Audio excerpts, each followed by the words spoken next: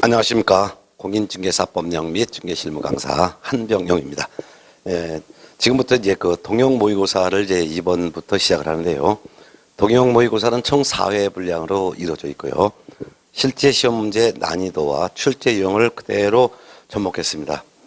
따라서 출제 유형도 같고 문제 수준도 똑같고 거의 출제가 되는 내용으로 중심으로 문제를 냈습니다. 따라서 동형 모의고사를 통해서 여러분들이 지금까지 공부했던 내용을 종합적으로 이해도 하고 암기가 덜 된 부분은 암기도 하고 그래서 외울 거는 확실히 정리하면서 정리를 하시는 시간이 되겠습니다.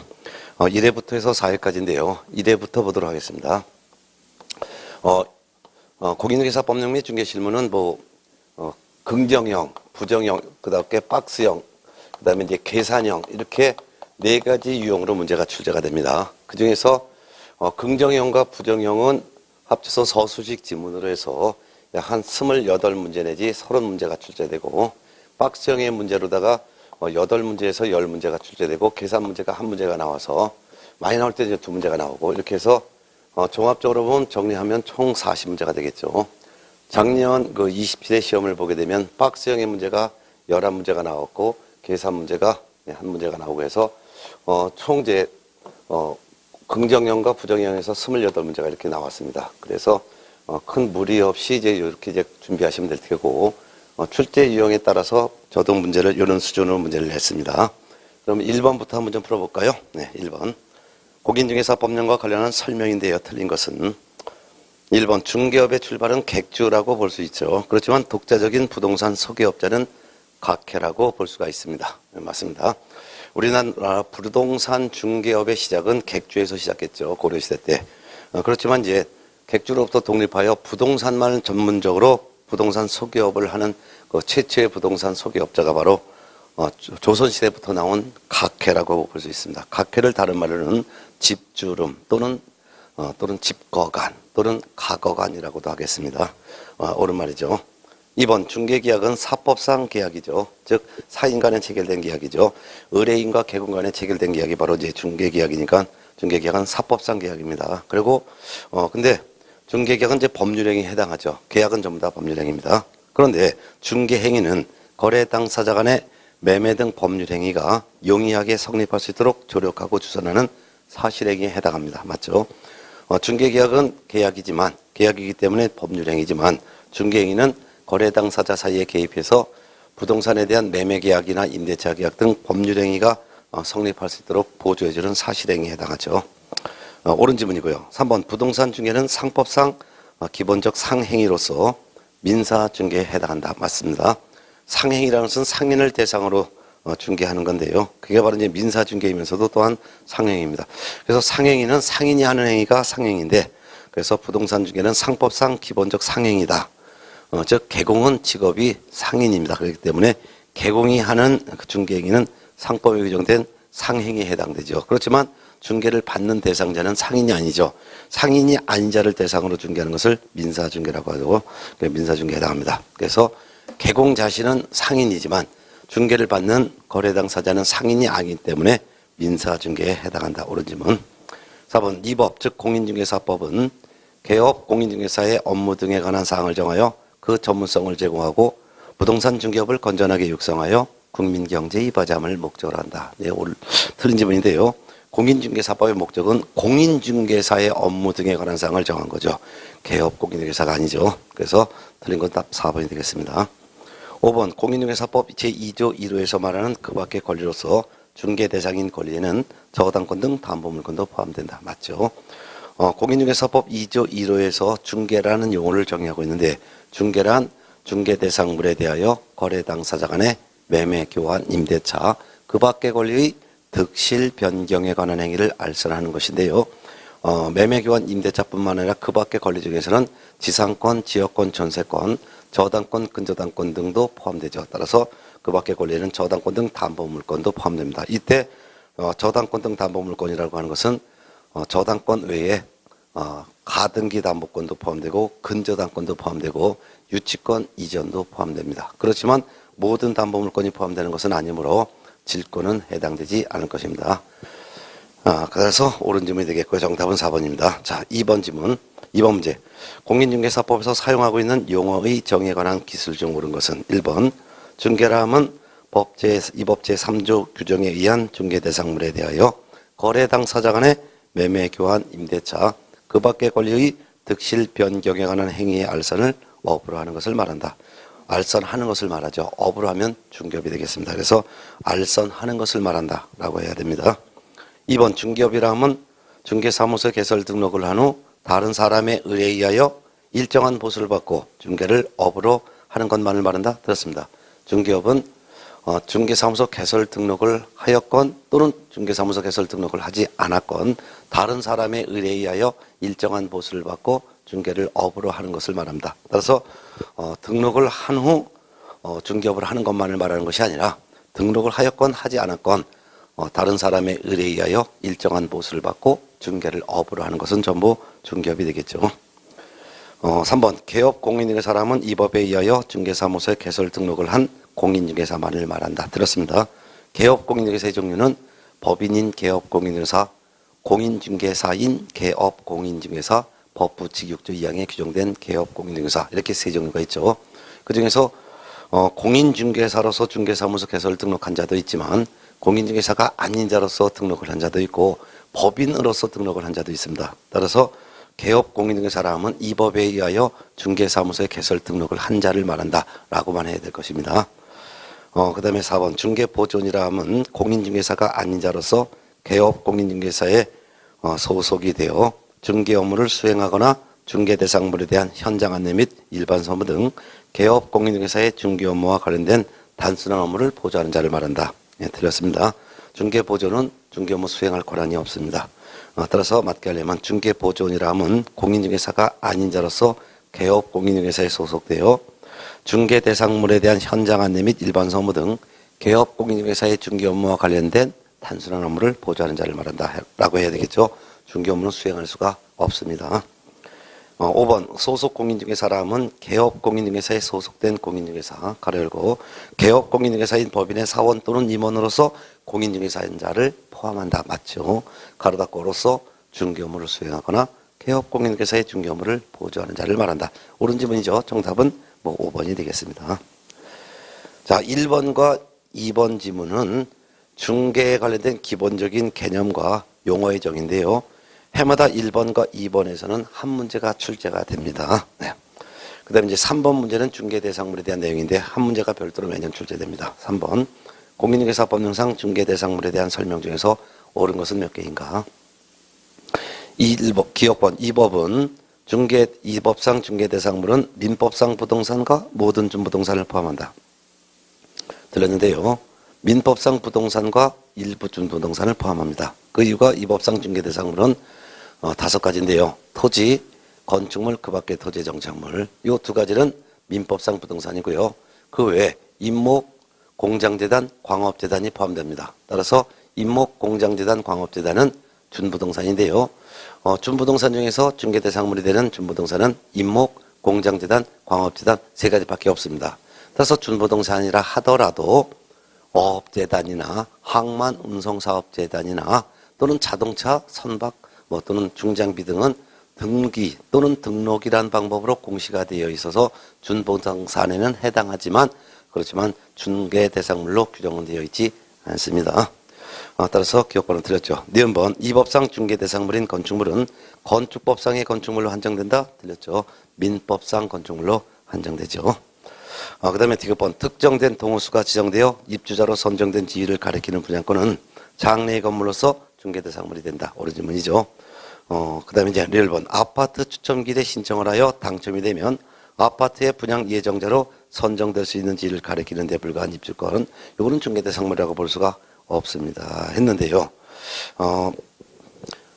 아파트 추첨기일에 신청을 하여 당첨이 된다면 아파트의 분양 예정자로 선정될 수 있는 지위를 가리키는 데 불과한 입주권 요거는 이제 물딱지라고 볼 수 있겠죠. 그렇기 때문에 요거는 중개대상물을 볼 수가 없겠습니다. 맞죠? 예.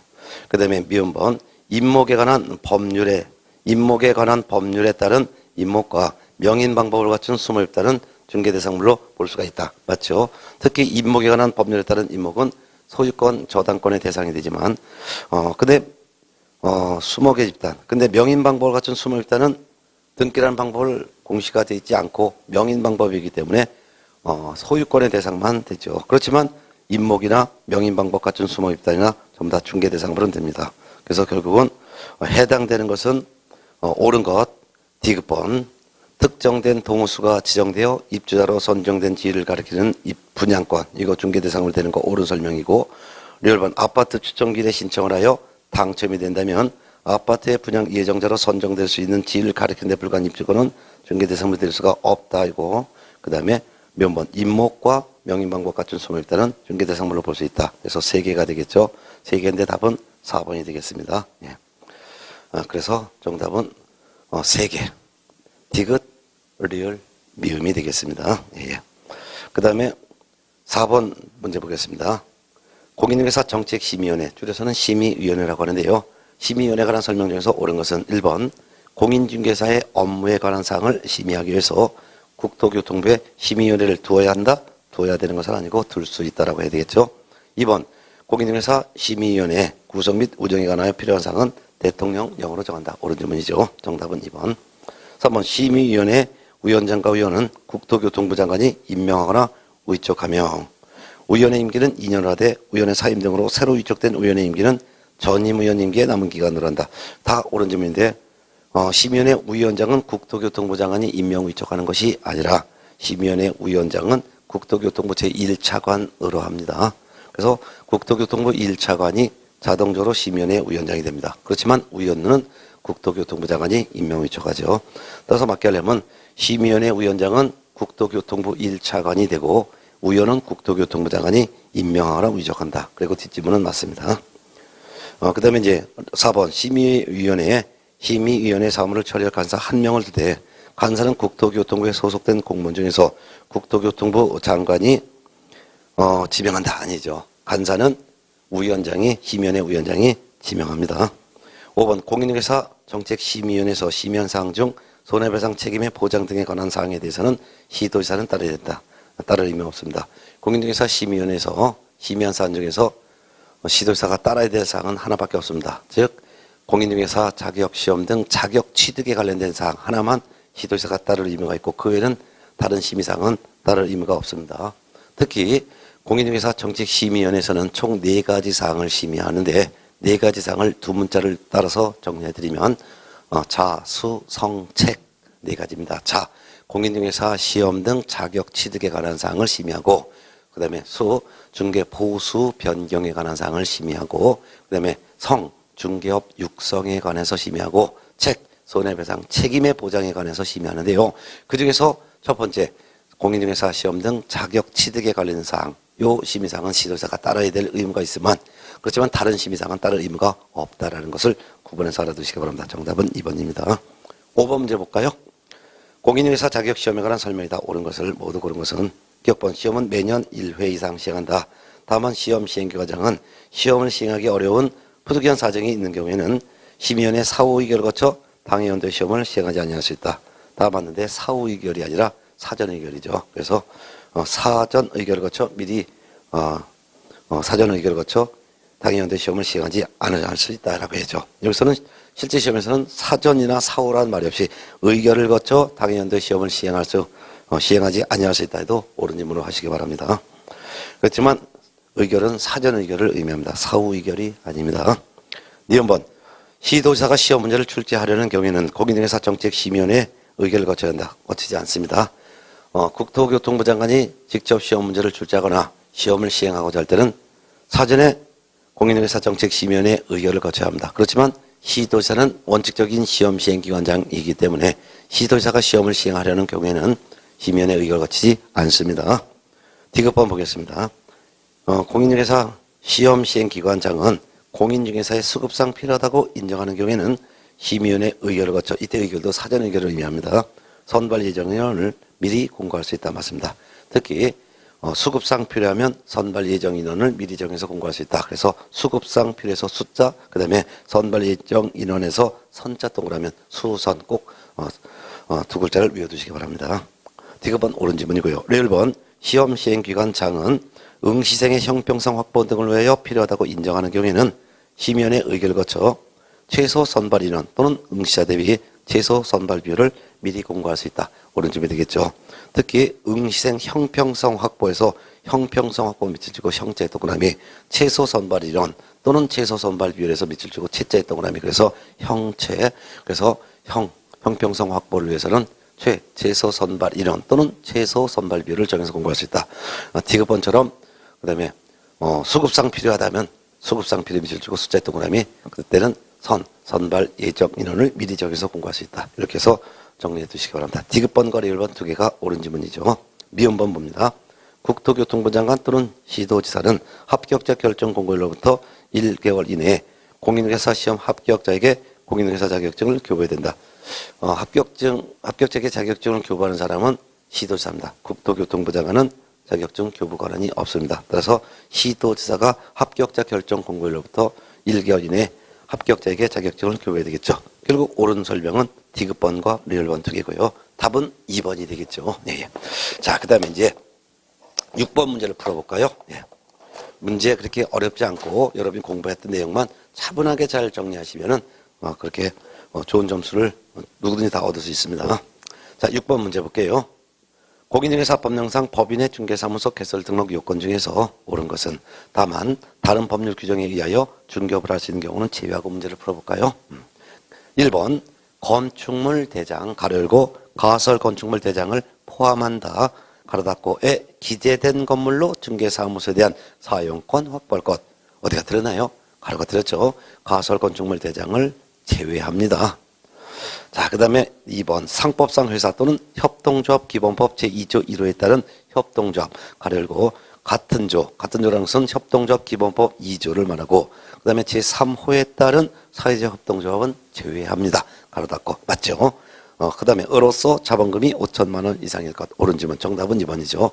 따라서 상법상 회사인 경우에도 자본금은 5천만 원 이상이 되고 또는 협동조합 기본법 2조 1호에 따른 협동조합이라 하더라도 자본금은 5천만 원 이상이 되는데 사회적 협동조합은 등록을 할 수가 없는 법이니까 옳은 지문이 되겠습니다. 따라서 상법상 회사로서 자본금 5천만 원 이상이거나 또는 협동조합 기본법 2조 1호에 따른 협동조합으로서 자본금 5천만 원 이상이어야 된다는 뜻이죠. 하지만 사회적 협동조합은 비영리법인이기 때문에 중개사무소 개설 등록을 할 수가 없으므로 사회적 협동조합은 제외한다는 거 꼭 기억해 두세요. 특히 공인중개사법령에서는 가로 안의 내용이 아주 중요하니까 가로 내용도 잘 신중하게 주의를 기울여서 문제 푸시기 바랍니다. 정답은 2번입니다. 3번 대표자 심표. 이거는 대표자를 포함하여 그 뜻입니다. 대표자를 포함하여 대표자 및 그만해요. 임원 또는 사원 가로 열고 사원이란 한 명회사 또는 합자회사의 무한책임사원을 말하는데요. 사원 3분의 1 이상이 실무교육을 받았을 것 아니죠. 실무교육은 대표자 임원 사원 전원이 실무교육을 받아야 합니다. 그 다음에 이제 4번 중개업만을 영위할 목적으로 설립된 법인일 것 아니죠. 중개업 외에 법 14조에 규정된 업무로서 관리 대행이나 상담이나 경영기법 제공이나 분양 대행이나 이사업자 등의 소개나 경공매 업무를 할 목적으로 설립돼도 됩니다. 따라서 중개업만이 아니라 법 제14조에 규정된 업무만이라고 해야 되겠죠. 법 제14조에 규정된 업무만 영위할 목적으로 설립된 법인 것. 법 제14조에 규정된 업무란 중개업, 그다음에 관리대행, 상담, 경영기법 제공, 분양대행, 이사업자 등의 소개, 경공매 업무가 들어갑니다. 그래서 법 14조에 규정된 업무만 영위할 목적으로 설립된 법인 것이라고 해야 옳은 점이 되겠죠. 그 다음에 이제 5번 대표자는 공인중개사가 아니어도 되나 대표자를 제외한 임원 또는 사원의 3분의 1 이상이 공인중개사일 것. 앞지문 들으네요. 대표자는 공인중개사이어야 하고 라고 해야 되겠죠. 뒷지문은 맞습니다. 대표자를 제외한 임원 또는 사원의 3분의 1 이상이 공인중개사일 것은 맞지만 대표자는 반드시 공인중개사이어야 됩니다. 따라서 옳은 설명은 2번이죠. 6번과 같은 법인의 등록 기준은 거의 매년 출제가 되니까 올해도 꼭 나올 것 같습니다. 7번 문제 볼게요. 공인중개사 법령상 등록 등의 결기역사에 관한 설명으로 옳은 것 O, 틀린 것 X 바르게 표시가 된 것을 찾습니다. 기억본 금고 이상형의 집행유예 또는 선고유예를 받고 그 유예 기간 중에 있는 자는 결격사에 해당한다. 집행유예 기간 중에 있는 자는 결격사에 해당되나 선고유예 기간 중에 있는 자는 결격사에 해당하지 않습니다. 4번 금고 이상형의 실형을 선고받았으나 특별 사면 또는 일반 사면을 받아 집행이 면제된 자는 그 집행이 면제된 날로부터 3년이 경과되어야 개공등이 될 수 있다. 일반 사면을 받아서 집행이 면제된 자는 그 집행이 면제된 날로부터 3년이 경과되어야지만 개업 공인중개사 등이 될 수가 있습니다. 그렇지만 일반 사면을 받아 집행이 면제된 자는 즉시 개업 공인중개사 등이 될 수가 있습니다.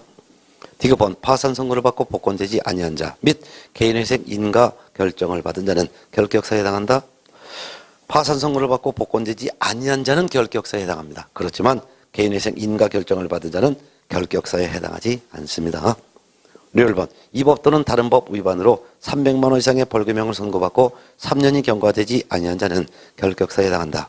이 법 즉 공인중개사법으로 위반하여 300만 원 이상의 벌금형을 선고받은 자는 벌금형 선고를 받고 3년간은 결격사에 해당합니다. 따라서 공인중개사법 위반으로 300만 원 이상의 벌금형을 선고받고 3년이 경과되지 아니한 자는 결격사에 해당하죠. 그렇지만 다른 법 위반으로 벌금형 선고받은 사람은 벌금 액수가 300만 원 이상이건 또는 300만 원 미만이건 다른 법률 위반으로 벌금형 선고받은 사람은 결격사유에 해당하지 않습니다. 그 다음에 미연번 개업 공인중개사가 소속 공인중개사의 이 법 위반 행위로 인하여 양벌 규정이 적용되어 300만 원 이상의 벌금형을 선고받고 받은 경우에는 3년간 결격사유가 적용된다? 적용되지 않습니다. 직접 공인중개사법으로 위반하여 300만 원 이상의 벌금형을 선고받은 자는 벌금형 선고받은 후 3년간 결격사에 해당합니다. 그렇지만 개업 공인중개사가 직접 공인중개사법으로 위반한 것이 아니라 개업 공인중개사가 고용한 소속 공인중개사 또는 중개보조원 또는 법인인 개업 공인중개사의 사원 임원 이와 같이 소속 공인중개사 중개보조원 또는 사원 임원의 공인중개사법 위반 행위로 인하여 이들을 고용한 개업 공인중개사에게 벌금형이 선고받았을 때는 그 벌금 액수가 300만 원 이상이건 또는 미만이건 개업 공인중개사에게는 벌금형 선고 후 3년간의 결격사유는 전혀 적용되지 않습니다. 예. 결국 기억번부터 미연까지 다 틀린 설명이 되겠죠. 옳은 것은 없습니다. 따라서 정답은 1번이 되겠죠. 자, 그래서 7번은 특히 결격사유도 매년 나오는데 특히 결격사유 파트에서 계속 매년 출제되는 파트 중에서도 특히 주의할 사항들을 지문을 정리해드렸습니다. 자, 그 다음에 이제 8번 문제 볼게요. 공인중개사법령상 개업 공인중개사의 고용인, 즉 소속 공인중개사 중개보존을 말합니다. 에 관한 설명 중 옳은 것은 1번 중개보존을 고용한 경우에는 실무교육을 받게 한 후, 그 다음에 소속 공인중개사를 고용한 경우에는 연수교육을 받게 한 후 업무 개시 전까지 신고된다.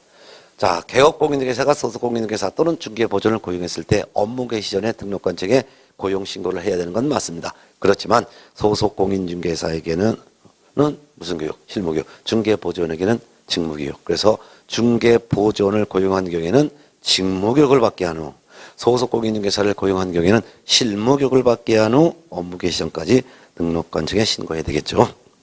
교육을 종류가 틀렸습니다. 그 다음에 2번 중개보조원과의 고용관계가 종료한 경우에는 고용관계가 종료된 날부터 10일 이내에 시도지사에게 신고된다. 자, 고용관계가 종료되면 고용관계가 종료된 날로부터 10일 이내 신고해야 되는 건 맞지만 신고는 시도지사에게 신고하는 것이 아니라 등록관청에 신고해야 되겠죠. 3번 외국인을 소속 공인중개사로 고용한 경우 고용신고서에는 외국인이 등록 등 결격사에 해당하지 아니함을 증명하는 서류와 공인중개사 자격증 사본을 첨부해야 된다. 공인중개사 자격증 사본은 일체 제출하지 않습니다. 외국인을 별도로 고용하여 고용신고할 때는 외국인이 등록 등 결격사에 해당하지 아니함을 증명하는 서류를 첨부하여 등록관청에 제출해야 되죠. 그렇지만 소속 공인중개사에 대한 고용신고할 때 공인중개사 자격증 사본 자체를 제출하지 않습니다. 그 이유는 고용신고받은 등록관청이 그 소속 공인중개사의 자격 확인을 직접 시도지사에게 확인해달라고 요청을 해야 되기 때문입니다. 따라서 외국인을 고용했을 때는 결격사유에 해당하지 아니함을 증명하는 서류만 첨부할 뿐 그 외국인의 자격증 사본은 첨부하지 않습니다. 4번 고용신고서에는 교육수료증 사본을 첨부해야 하므로 고용신고는 전자문서로 할 수 없다. 들었습니다. 고용신고할 때 교육수료증 사본 첨부하지 않습니다. 또한 고용신고는 전자문서로 할 수가 있습니다. 고용신고할 때는 원칙적으로 첨부하는 서류가 없습니다. 따라서 우리나라 소공이나 보조원을 고용했을 때 고용신고서만 제출하고 별도로 첨부하는 서류는 아무것도 없습니다. 따라서 교육수료증도 첨부하지 않습니다. 따라서 고용신고는 전자문서로 할 수 있다라고 해야 되겠죠. 예. 그 다음에 5번 소속 공인중개사 고용신고를 받은 등록관청은 공인중개사 자격증을 발급한 시도지사에게 그 소속 공인중개사의 공인중개사 자격 확인 요청해야죠. 그뿐만 아니라 결격 사유에 해당하는지 그리고 교육수료 여부도 확인을 해야 됩니다. 그래서 결격 사유 및 교육수료 여부 두 가지를 다 또한 확인해야 될 것입니다. 맞습니다. 정답은 5번입니다. 고용인 파트가 작년과 달리 올해 이제 개정됐기 때문에 개정된 내용 잘 알아두시기 바랍니다. 올해 새로 신설 개정된 것은 외국인을 고용하였을 때 신고할 때는 외국인이 결격사에 해당하지 아니함을 증명하는 서를 첨부해야 된다는 게 작년과 달리 하나 추가된 사항이고요. 또한 고용신고를 받은 등록관청은 소속공인중개사 중개보존이 해당되는 교육을 이수했는지 여부도 확인해야 되고 결격사에 해당한지 여부도 직접 등록관청이 확인해야 된다는 내용이 올해 새로 추가된 내용이 되겠습니다. 네, 정답은 5번입니다. 자, 9번 문제를 보도록 하겠습니다. 공인중개사 법령상 개업공인중개사의 업무 범위에 관한 설명 중에서 틀린 것은 1번 법인 가로열고 법인의 분사무소를 포함한 법인 및 공인중개사인 개업공인중개사의 업무지역은 전국이 되겠습니다. 맞습니다. 업무지역에 대해서는 공인중개사법의 명문에 제한 규정이 없습니다. 그렇기 때문에 법개공의 업무지역도 전국, 공개공의 업무지역도 전국, 분사무소의 업무지역도 전국입니다. 전국이라는 것은 전국에 소재한 토지, 건물, 임목, 공장재단, 광업재단, 즉 전국의 중개대상물을 중개할 수 있다는 뜻이죠. 1번 옳은 질문이고요. 2번 법인인 개업 공인중개사에 소속된 소속공인중개사의 업무적은 전국이다. 맞습니다. 소속공인중개사와 중개보존의 업무적은 이들을 고용한 개업 공인중개사의 업무적과 똑같습니다. 3번 법부칙 6조 2항에 규정된 개업 공인중개사의 업무적은 당해 중개사무소가 소재하는 시군구로 한다? 아니죠. 특광도로 한다. 특광도를 시도라고도 합니다. 그래서 특별시, 광시, 도를 업무지역 관할구역으로 합니다. 틀린 거 답 3번이죠. 4번 법부칙 6조 2항에 규정된 개공이 이 법에 규정된 부동산 거래정보망에 가입하고 이를 이용하여 중개하는 경우에는 당해 정보망에 공개된 관할구역 외 관할구역이란 다른 다른 시도, 즉 다른 특별시, 광시도, 자기 사무소가 소재하는 특광도가 아닌 다른 특광도를 말합니다. 그래서 관할구역 외란 다른 특광도의 그 말입니다. 중개대상물에 대해서도 이를 중개할 수가 있죠. 맞습니다. 그 말은 정보망에 정보를 올린 다른 개공과 정보망에 공개되어 있는 정보를 본 부칙 6조 2항의 개공이 같이 공동 중개할 수 있다 뜻이 되겠죠.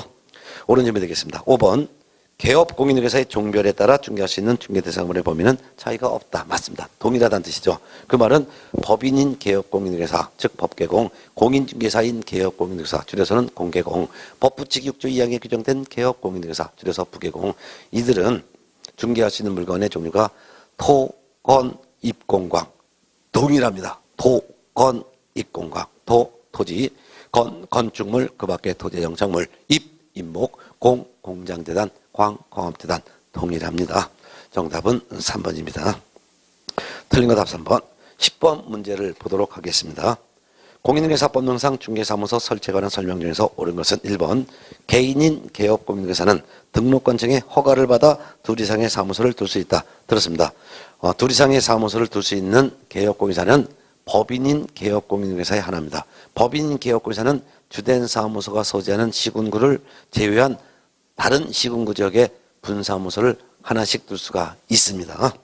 그렇지만 개인인 개업공인사, 예를 들면 법인인 개업공인중개사와 공인중개사인 개업공인중개사를 말하는데 법개공과 공개공은 둘 이상의 사무소를 둘 수가 없습니다. 등록관청의 허가를 받을 수도 없지만 설령 등록관청의 허가를 받았다 하더라도 둘 이상의 사무소를 설치할 수는 없습니다.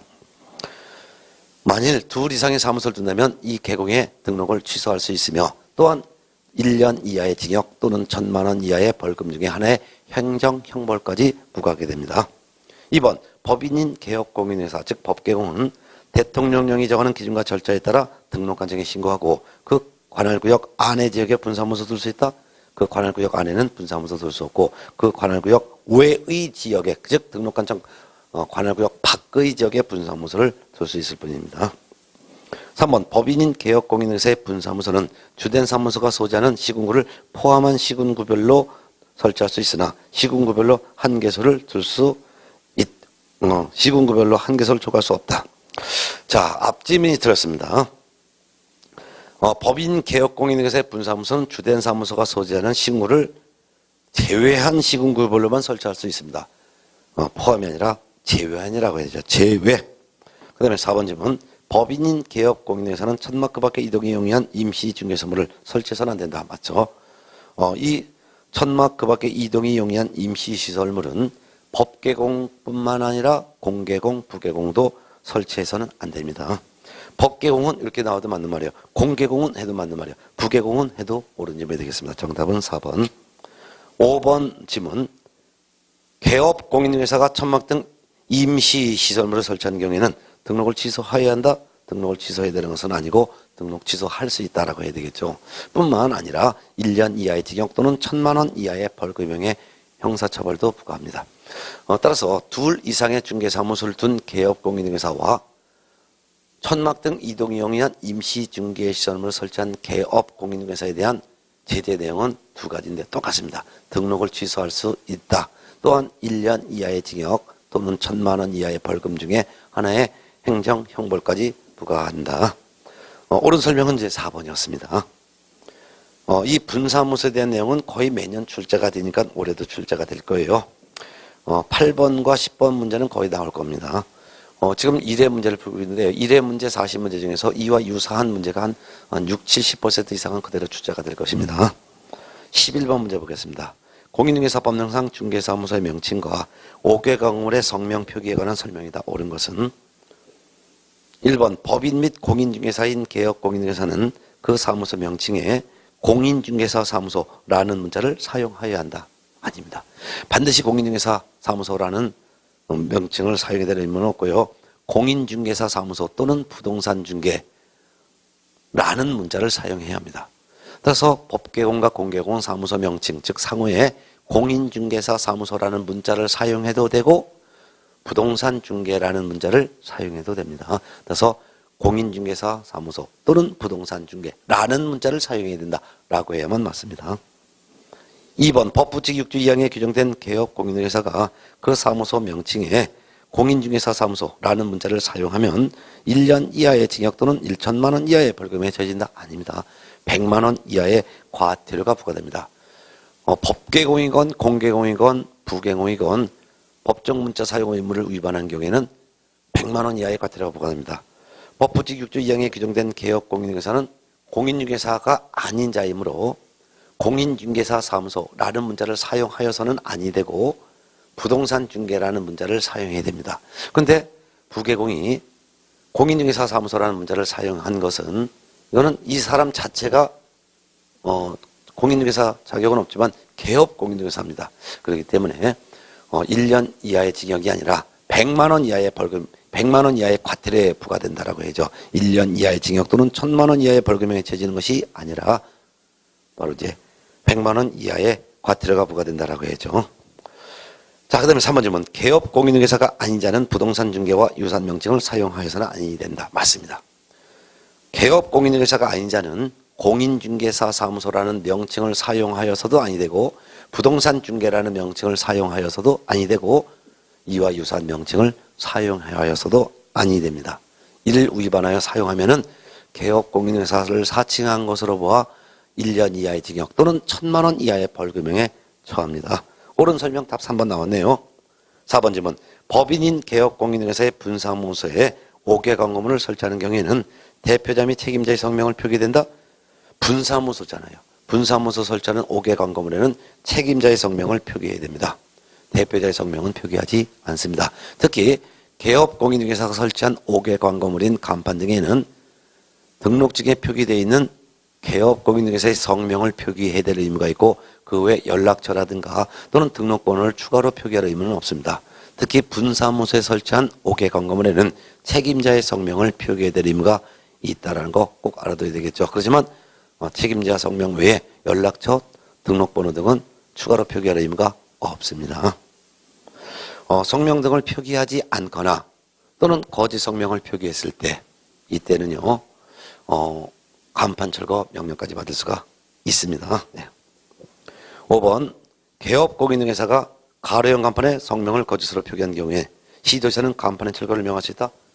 간판 철거 명령할 수 있는 것은 맞지만 시도지사가 철거를 명하는 것이 아니라 등록관청이 간판의 철거를 명할 수 있다라고 해야 되겠죠. 예. 결국은 옳은 설명은 3번이 되겠습니다. 자, 12번 문제 볼까요? 12번.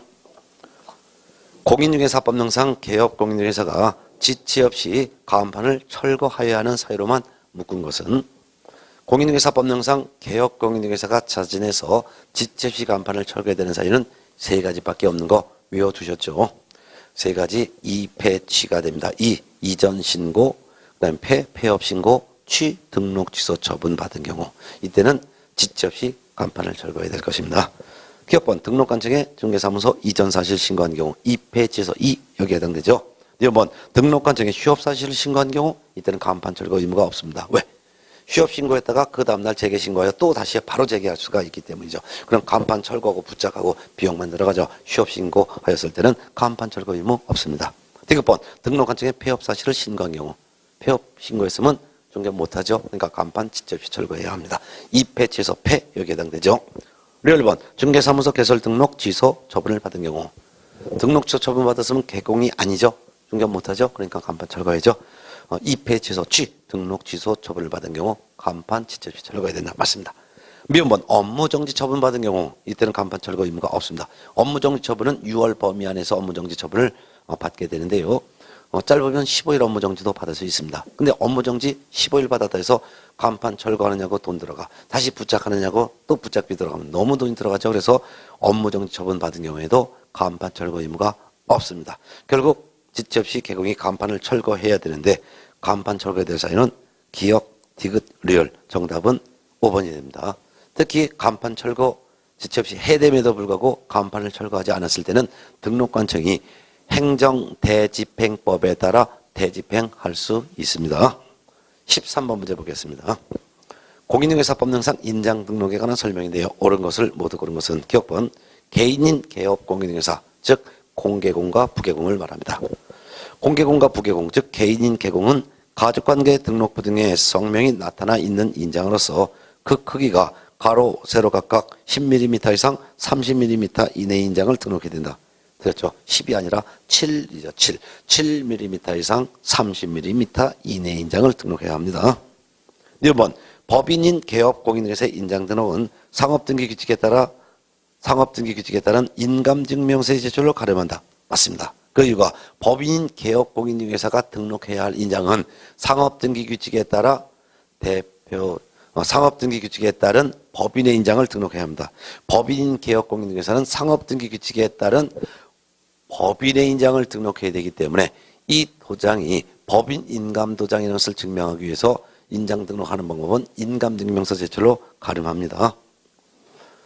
자, 니은번 옳은 번이죠. 디귿번 개인인 개업 공인중개사 즉 공개공, 부개공 및 소속공인중개사의 인장 등록은 인감증명법에 따른 인감증명서의 제출로 가름한다. 틀렸죠. 공개공, 부개공, 소공은 자신의 성명이 나타나 있는 인장을 등록하면 됩니다. 반드시 인감도장을 등록할 의무는 없습니다. 단지 크기만 가로 크기, 세로 크기 각각 7mm 이상 30mm 이내로 제한을 두고 있을 뿐이죠. 그래서 공개공, 부개공, 소공이 인장 등록하는 방법은 인감증명서를 제출하는 것이 아니라 인장 등록 신고서 제출에 따른다 해야죠. 인장 등록 신고서 제출에 따른다. 그 다음에 1번 개인인 개업, 리얼번 개업 공인중개사는 이때 개업공인중개사는 법개공, 공개공, 부개공 다 포함됩니다. 등록한 인장을 변경한 경우에는 변경일로부터 10일 이내 그 변경된 인장을 등록관청에 등록해야 된다. 10일이 아니라 7일 이내 등록해야 되겠죠. 개공뿐만 아니라 소공도 마찬가지입니다. 개공이건 소공이건 등록한 인장을 변경한 경우에는 변경일로부터 7일 이내에 그 변경된 인장을 등록관청에 등록을 해야 될 것입니다. 결국 옳은 설명은 니은번 하나밖에 없죠. 정답은 3번이 되겠습니다. 14번 문제 한 문제 풀고 잠시 쉬었다 풀겠습니다. 14번 공인중개사법령상 임대차에 대한 전속중개계약에 관한 설명으로서 옳은 것 O, 틀린 것 X, 바르게 짝짜진 것. 여기서는 이제 전속중개계약인데요. 임대차에 대한 전속중개계약이라는 것을 딱 밑줄 치고서 문제 풀기 바랍니다. 임대차인 경우는 공시시간은 공개하지 아니할 수 있다는 거 이것도 알아둬야 되겠고. 자, 기억번. 개업 공인중개사는 전속중개계약 체결 후 7일 이내에 당해 중개 대상물에 관한 각 권리자의 주소, 성명 등 인적사항에 관한 정보를 공개해야 된다. 인적사항은 공개해서는 안 되죠. 물론 매도에 대한 전속중개계약이건 임대차에 대한 전속중개계약이건 개공은 전속중개계약 체결 후 7일 이내 장애 중개 대상물에 관해서 이를 공개해야 되는 건 맞습니다. 근데 다만 각 권리자의 주소, 성명 등 인적사항에 관한 정보는 공개하여서는 안 됩니다. 4번 개업 공인중개사는 2주일에 1회 이상 업무 처리 사항을 의뢰인에게 문서로 통지해야 된다. 옳은 질문이죠. 디귿번 전속중개계약을 체결한 중개 의뢰인이 그 유효기간 내에 스스로 발견한 상대방과 직접 매매계약을 체결한 경우에도 그 매매계약은 효력이 있다. 맞습니다. 다만 이 경우에는 의뢰인은 전속개업공인중개사에게 중개보수 50% 범위 안에서 개공에 소요된 비용을 지불할 의무가 있습니다. 자, 디귿번 맞고요. 리을번 거래 예정 금액 및 공시지가는 공개하지 아니할 수 있다. 공시지가는 임대차의 경우 공개하지 아니할 수 있습니다. 역시 공시지가는 공개하지 아니할 수 있으나 그렇지만 거래 예정 금액은 반드시 공개해야 될 사항에 포함되는 거죠. 자, 이같이 전속중개계약을 체결한 개업공인중개사는 의뢰인의 비공개 요청이 있다면 공개하지 말아야 되는데 비공개 요청이 별도로 없다면 정보를 공개해야 됩니다. 공개는 전속중개계약 체결 후 7일 이내, 공개하는 매체는 부동산 거래정보망 또는 일간신문에, 공개해야 될 내용은 7가지, 기, 상, 지, 권, 공, 거, 시. 기, 중개대상물의 기본적인 사항으로서 중개대상물의 종류, 소재지, 지번, 면적. 그 다음에 상, 중개대상물의 상태로서 벽면, 도배 상태, 수도, 전기, 가스, 오수, 폐수, 쓰레기 처리 등의 시설 상태. 지로서는 입지와 환경 조건. 입지 조건이란 도로 및 대중교통 수단과의 연계성, 시장, 학교 등과의 근접성을 우리는 입지 조건이라고 하고 그 입지 조건도 공개해야 되지만 환경 조건으로서 일조, 소음, 진동도 공개해야 됩니다. 그 다음에 이제 권으로서 소유권, 전세권, 저당권 등 권리관계를 공개해야 됩니다. 다만 각 권리자의 주소, 성명 등 인적사항에 관한 정보는 공개하여서는 아니 되죠. 공법상 이용 제한 및 거래 규제에 관한 사항을 공개해야 되며 거래 예정 금액을 공개해야 됩니다. 공시지가를 공개해야 됨이 원칙이지만 다만 임대차에 대한 전속중개계약의 경우에 한해서는 공시지가만은 공개하지 아니할 수가 있다. 이렇게 정리하셔야죠. 그럼 결국은 기억번 X, 니은 O, 디귿번도 O, 리을번 X. 정답은 4번이 되겠습니다. 자, 이번 시간에 이렇게 40문제 중에서 1번부터 14번까지 풀어드렸고요. 앞에 문제가 좀 비교적 법령이 주의만 기울이면 다 맞출 수 있는 문제로 쉽게 출제했으니까 좀 아마 쉽게 문제를 풀으셨을 거예요. 잠시 쉬었다가 15번부터 또 한 문제를 풀어보도록 하겠습니다. 15번부터 나머지 한 15문제 정도가 공인중개사 법령 쪽의 문제고요. 그래서 둘째 시간에는 공인중개사 법령 부분의 문제를 정리하고 나머지 세 번째 시간에는 부동산 거래 신고 등에 관한 법령의 문제와 중개실무 파트를 풀어보도록 하겠습니다.